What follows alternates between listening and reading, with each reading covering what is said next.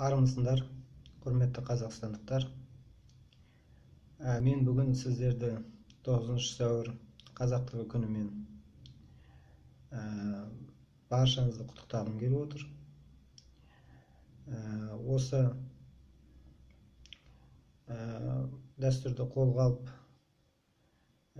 атсалысып жүрген Нұржан бауырымызға рахмет айтқым келіп отыр.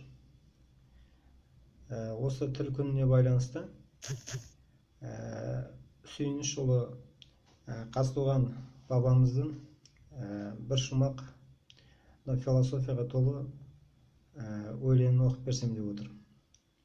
Бұлтты болған айды ашқан, мұнар болған күнді ашқан, мұсылман мен кәпірдің арасын бұзып өтіп дінді ашқан мен Сүйініш ұлы Қазтуған дейді.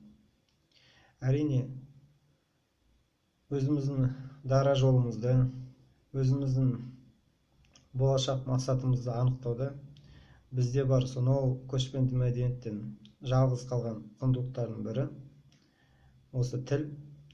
Сондықтан да тілімізді, ана тілімізді қастерлеп алақанға салайық, қадірін білейік және ұрпағымызға көзіміздің қарашығындай етіп, аманат етіп жеткізейік.